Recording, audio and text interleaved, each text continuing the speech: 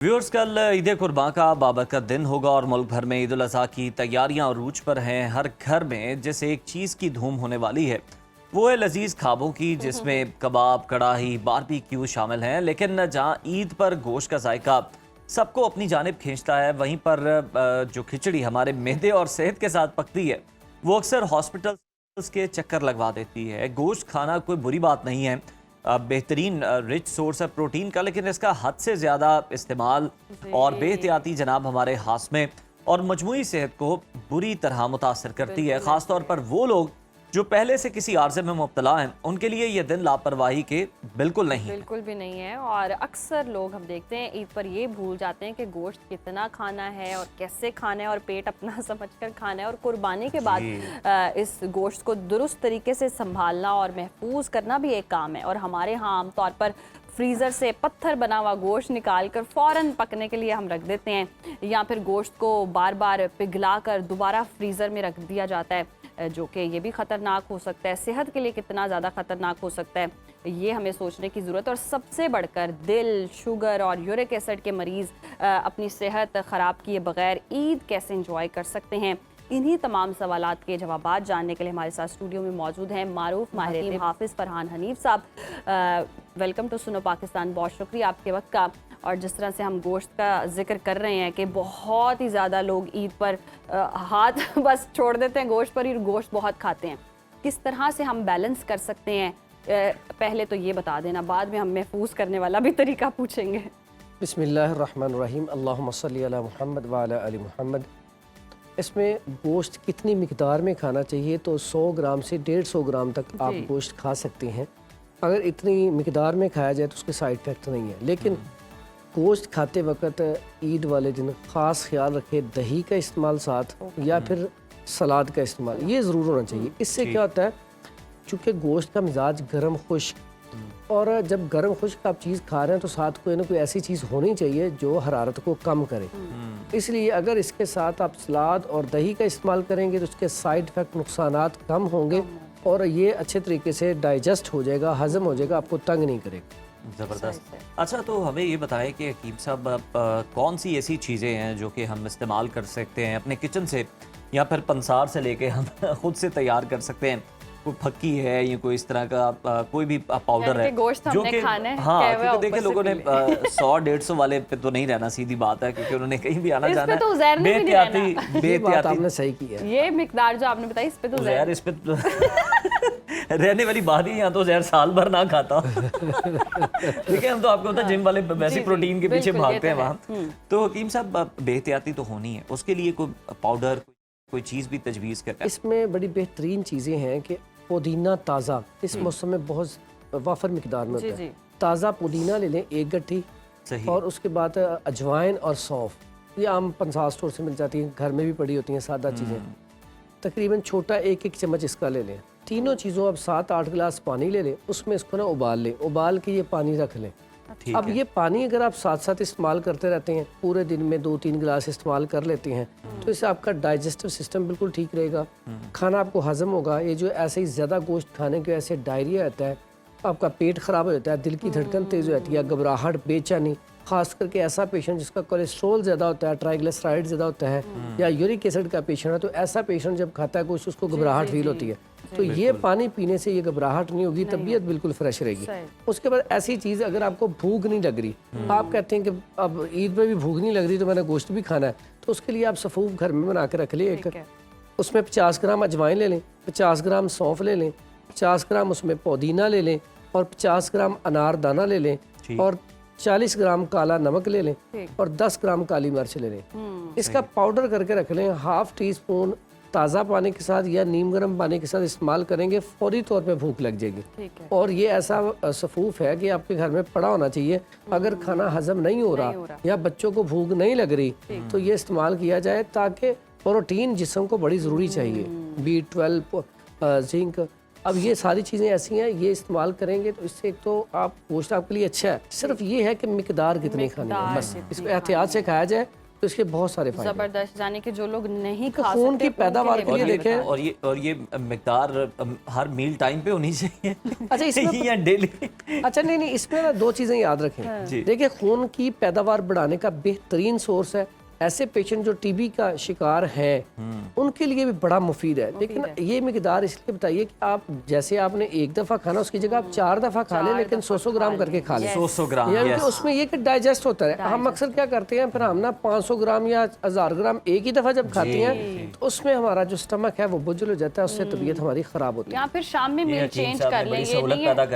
ये नहीं कि आपने दोपहर में गोश्त खाया, ब्रेकफास्ट में गोश्त खाया, लोग रात में भी गोश्त खा रहे, वो 3 दिन आपका जो भी है गोश्त से बनी चीजें चल रही हैं। मुझे वो नहीं समझ आती जो नाश्ते में भी गोश्त खा लेते हैं। नाश्ते में भी गोश्त नाश्ते में असल में नहीं खाना चाहिए, क्योंकि सुबह सुबह ना गर्मी, ये मौसम भी गर्मी का है ना, तो ये नुकसान देता है। दूसरा यहाँ पे ना एक और गलती हम करते हैं, यूरिक एसिड वाला पेशेंट हो या कोलेस्ट्रोल वाला हो या लिवर फैटी वाला हो, ये और गुर्दों वाला तो बिल्कुल कोशिश करे खाए ही ना। अगर बहुत उसका दिल कर रहा है तो उसमें घिया कद्दू या टिंडे डाल के फिर थोड़ा सा खा सकता है। नहीं तो ये ऐसा पेशेंट जो गुर्दों में भी डायलिसिस वाला पेशेंट, जैसे क्रिएटिनाइन और यूरिया बढ़ा हुआ है, डायलिसिस वाले को तो जब डायलिसिस करवाता है उस दिन जरूरत होती है, वीकनेस होती है, वो उस दिन खा ले।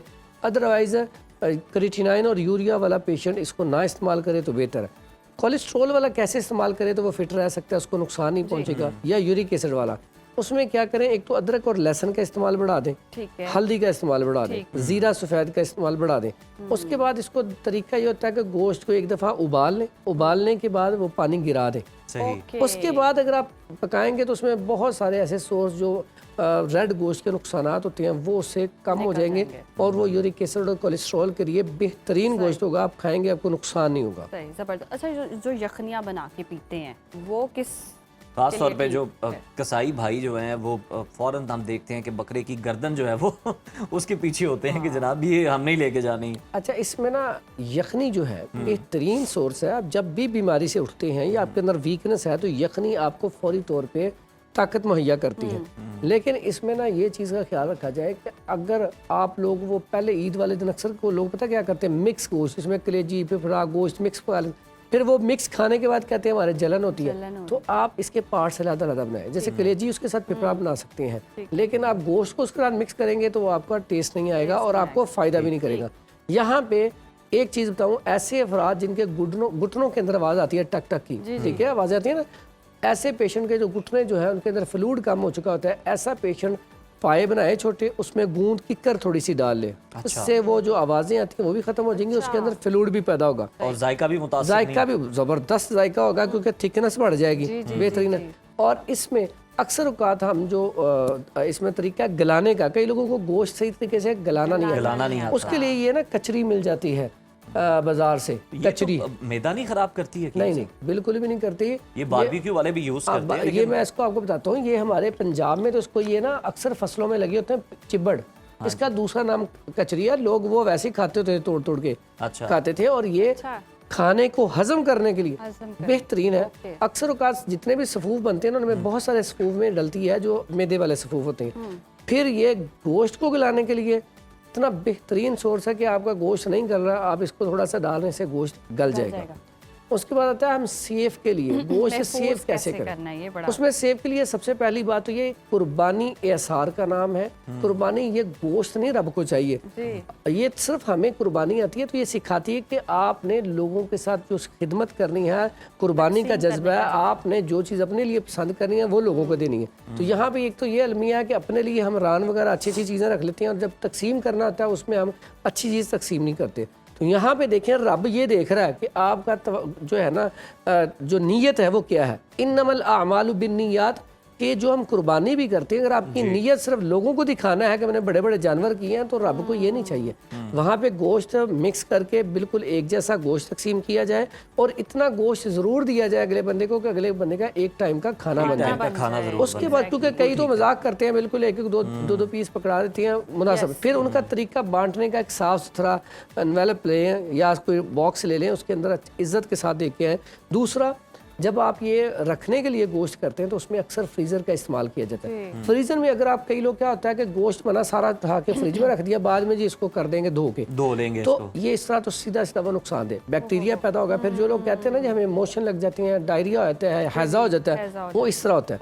आपने गोश्त रखना है, आपको पता है हमारा एक टाइम का आधा किलो लगता है, तो आधा किलो गोश्त के आप पैकेट बनाएं, उसके ऊपर आप नाम लिख लें जी ये फलां वाला गोश्त है, या ये कीमा है, या चाँप है, इस तरह का लिख लिया।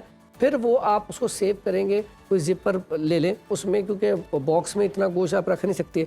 तो मैं समझता हूँ कि इसका ज़्यादा तो रखना चाहिए, हफ्ता 2 हफ्ते की आप इस्तेमाल कर लें। ज़्यादा इस्तेमाल करने से, आप तो जिम वाले हैं अक्सर इस्तेमाल करते हैं, जो गोश्त ज़्यादा देर पड़ा रहे ना उसका जायका वो नहीं रहता। अब इसको आपने जायकेदार रखना है तो उसमें आप जितने भी कोशिश कर लें, एक तो आप इसको ये कचरी पाउडर थोड़ा सा लगा लें, ठीक है, और उसमें अदरक लहसुन का पाउडर लगा के रख दें तो ये सेफ रहता है। और गोश्त को कभी भी कोशिश करें आपने सेव करना है तो साफ सुथरा गोश्त वैसे ही रखें, उसे धोएं ना। धोने से भी आपका बैक्टीरिया उसमें बढ़ जाता है। अच्छा, धोने के बगैर रखा जाए, सेव किया जाए।